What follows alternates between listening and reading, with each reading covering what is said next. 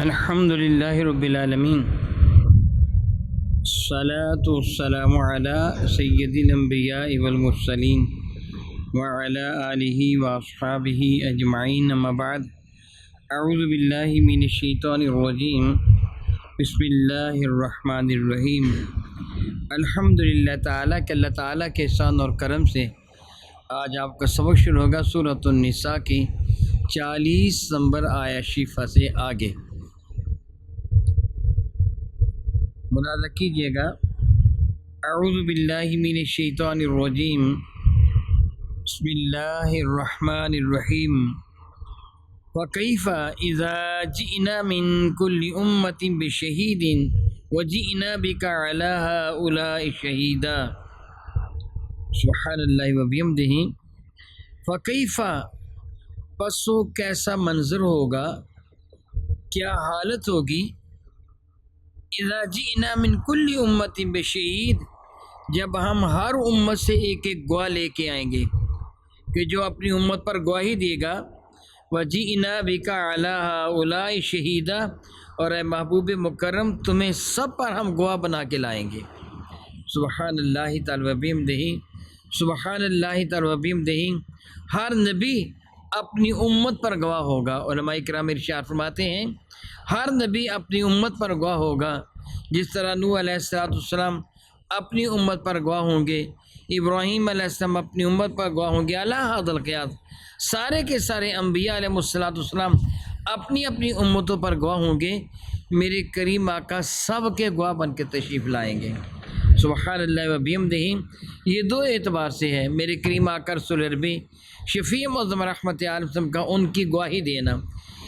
بعض علماء کرام ارشاد گرامی قدر فرماتے ہیں، ایک تو یہ صورت ہے کہ تاجدار عرب و عجم شفیع معظم رحمت عالم صلی اللہ علیہ وسلم پہلی امتوں کی بھی گواہی دیں، اور دوسری یہ صورت ہے کہ حضور سید عالم صلی اللہ تعالیٰ علیہ وآلہ وبارک وسلم ان انبیاء کی گواہی دیں، کہ نبی اپنی امتوں کی گواہی دیں، اور میرے کریم آقا رسول عربی شفیع معظم رحمت عالم صلی اللہ علیہ وسلم ان انبیاء کی سچائی کی گواہی دیں کہ پروردگار عالم جل وعلا یہ جو کچھ کہہ رہے ہیں، گواہی دے رہے ہیں، یہ گواہی سچی ہے اور صحیح ہے، یہ اس لائق ہے کہ گواہی دی جائے۔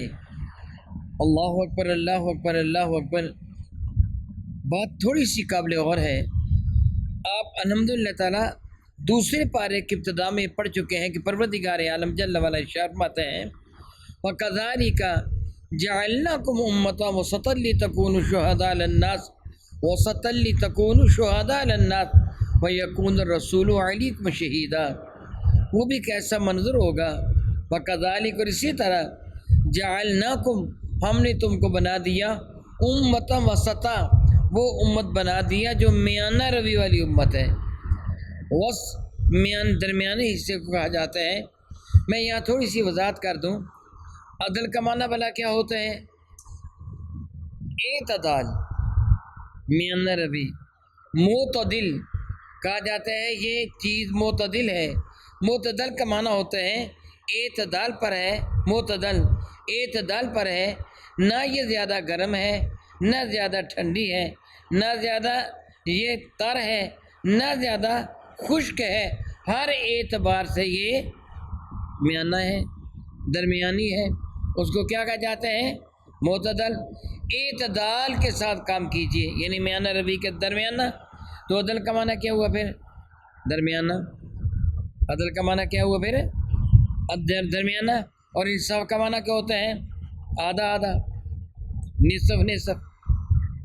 نصف نصف بھی حقیقت میں درمیانہ ہوتا ہے، کہ جب ایک ترازو کے دونوں پڑوں میں ایک چیز زیادہ ڈالی جائے، ایک زیادہ کم ڈالی جائے، اور جب اٹھاتے لسان المیزان اس کنڈے کو کہتے ہیں جو ترازو کے درمیان میں اوپر ہوتا ہے، وہ لسان المیزان دائیں یا بائیں جھکے گا کہ نہیں؟ اگر ایک طرف چیز کم ہے ایک طرف زیادہ ہے، وہ کب درمیان میں آئے گا؟ جب دونوں طرف ہے، یہی انصاف ہے، دونوں طرف برابر ہو، میانہ روی، درمیان۔ اللہ تعالیٰ نے اس امت کو بڑی پیاری امت بنایا، کئی شاخیں درخت کی ادھر بھی ادھر بھی ادھر بھی ادھر بھی، اور سب سے درمیان والی جو شاخ ہے سب سے اعلیٰ شاخ ہوا کرتی ہے، وہ تنا کہلواتی ہے۔ آپ جانتے ہیں زمیندار حضرات سائڈوں والی شاخوں کو کاٹ دیتے ہیں، درمیان والی کو نہیں کاٹتی، کو اس سے درخت لمبا ہوتا ہے، بڑھتا ہے۔ اللہ تعالیٰ نے آپ کو درمیان والی امت بنا دیا، درمیان والی امت، ہر اعتبار سے اعتدالی والی امت، زیادتی کرنے والی نہیں۔ اور پھر اللہ تعالیٰ فرماتے ہیں لِتَكُونُوا شُهَدَاءَ عَلَى النَّاسِ، تاکہ میں تمہیں زمانے پر گواہ بنا دوں، وَيَكُونَ الرَّسُولُ عَلَيْكُمْ شَهِيدًا، اور رسول رحمت کو تم پر گواہ بنا دوں۔ یعنی امت مصطفیٰ پہلے نبیوں کی گواہ ہوگی، اور میرے نبی اپنے محبوب مکرم اپنے محبوب امت کے گواہ ہوں گے۔ یہاں رب کریم ارشاد گرامی قدر فرماتے ہیں اے محبوب مکرم علیہ الصلوۃ والسلام، کیا علم ہوگا فَكَيْفَ إِذَا جِئْنَا مِنْ كُلِّ أُمَّةٍ بِشَهِيدٍ، ہم ہر امت سے کہ گواہ لے کے آئیں گے، وہ اپنی امت کی گواہی دے گا، وَجِئْنَا بِكَ عَلَىٰ هَٰؤُلَاءِ شَهِيدًا، اور ہم آپ کو ان سب پر گواہ بنا کے لائیں گے۔ علامہ قرطبی رحمۃ اللہ تعالی علیہ کے حوالہ سے منقول ہے کہ انہوں نے فرمایا روزانہ بارگاہ رسالت باب میں، بارگاہ رب العزت میں تو ہمیشہ ہوتا ہی رہتا ہے، بارگاہ رسالت باب میں ان کی امتوں کے حضور کے دربار میں ان کی امت کے اعمال پیش کیے جاتے ہیں، حضور ان کی شکلوں کو بھی جانتے ہیں اور ان کی کرتوتوں کو بھی جانتے ہیں۔ یہ اللہ تعالیٰ کی عطا سے ہیں، اللہ تعالیٰ کی عطا سے ہیں۔ اور یہ بات حیران کن نہیں ہے، میں نے کیا کہا بھلا، یہ بات حیران کن صحیح حدیث سے برکہ ہے۔ میرے کریم آقا فرماتے ہیں اللہ تعالیٰ جل وعلا قیامت کے دن حجر اسود کو چہرہ عطا فرمائے گا، حجر اسود کو زبان عطا فرمائے گا، حجر اسود ہر اس بندے کے ایمان کی گواہی دے گا جس نے ایمان کے ساتھ اس کا استعلام کیا ہو۔ اگر میرا اللہ ایک پتھر کو اتنی طاقت عطا فرماتا تو میں محبوب کو کیا کوئی عطا کیا ہوگا۔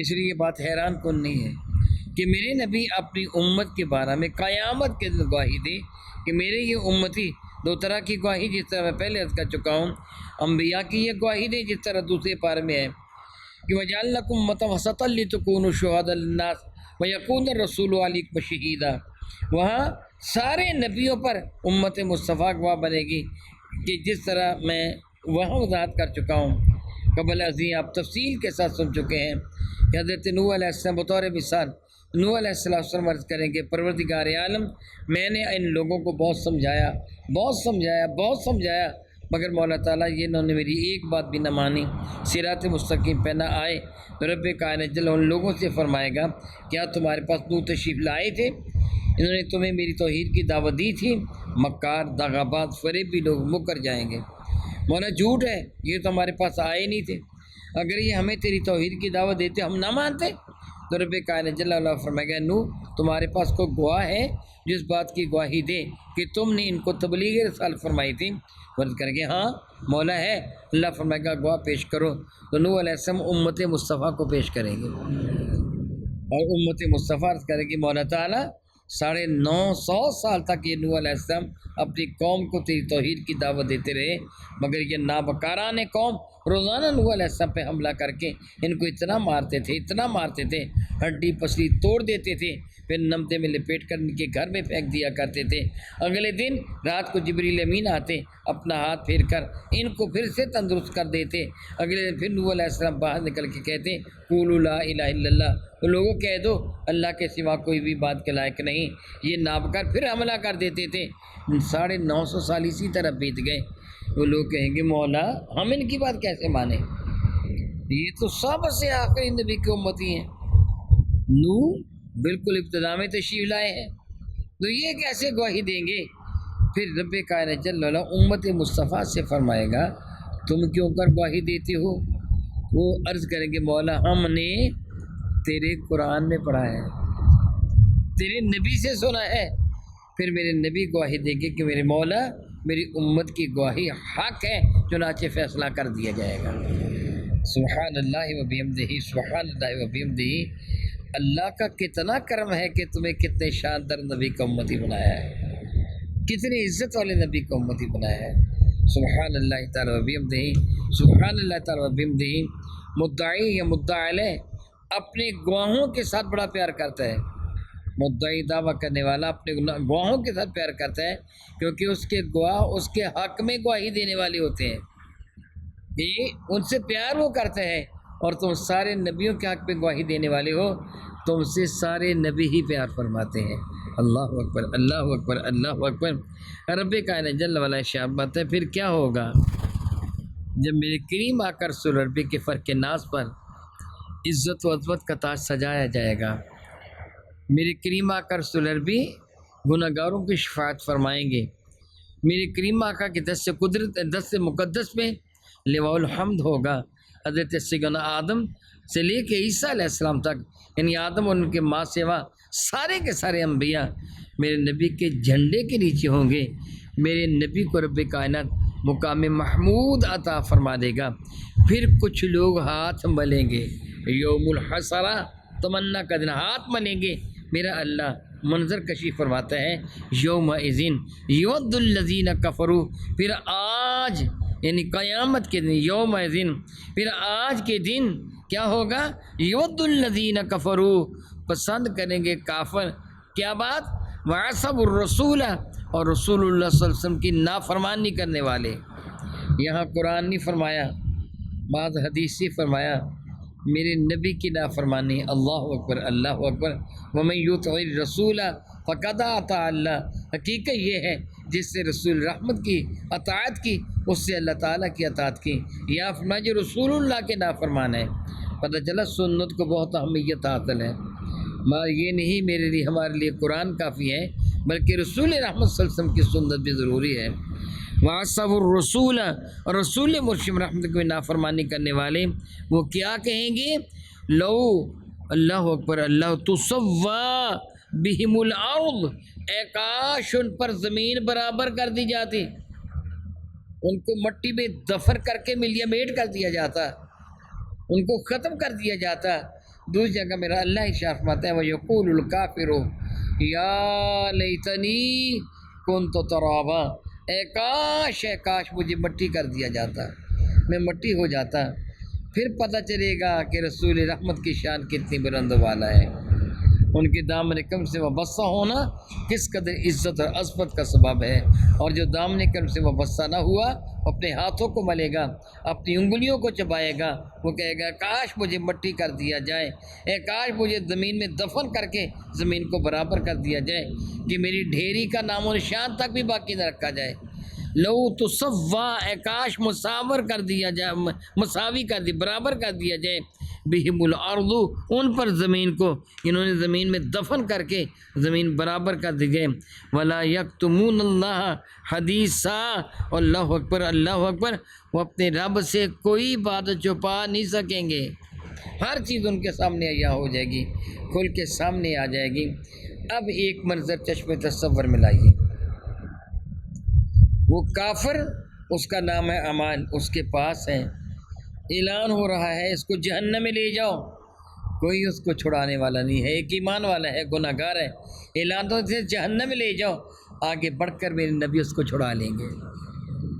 اب دیکھیے کافر کی حالت کیا ہوگی، اسے تو کوئی چھڑانے والا ہے، اے کاش میں بھی ان کے دامن کم سے وابستہ ہوا ہوتا، یہ مجھے بھی چھڑا لیتے۔ پھر وہ کہے گا اے کاش مولا تعالیٰ دوبارہ مجھے دنیا میں بھیج، پھر دیکھ میں کس طرح تیرے محبوب کی فرما برداری کرتا ہوں، کس طرح اس سے وفا کرتا ہوں۔ لیکن پھر ان کو یہ مہلت کبھی بھی نہیں ملے گی، حقیقت ہے نہیں ملے گی۔ اب دنیا ہے، اس پہ کوئی آدمی سلجھ جائے تو سلجھ جائے، قیامت کے اس کی روح نے پیٹنے سے کوئی بھی فائدہ نہ ہوگا۔ وقت پر کافی ہے قطرہ آب خوش ہنگام کا، جل گیا جب کھیت برسا میں تو پھر کس کام کا۔ اگر دنیا میں آج ہم کچھ نہ کچھ کر لیں تو پھر ہی بہتر ہے، کل قیامت کے دن تو پھر مایوس و نامراد لوگوں کو ہاتھ ملنے کے سوا اور کیا ملے گا۔ معاذ اللہ تعالیٰ سبحان اللہ تعالیٰ، یہاں ذکر کافر کو ہو رہا ہے کہ کافر پسند کرے گا لو تسوا بہم الارض، ایمان والا نہیں، ایمان والے کو تو کبھی نہ کبھی میرے نبی بخشوا لیں گے نا سفارش کر کے۔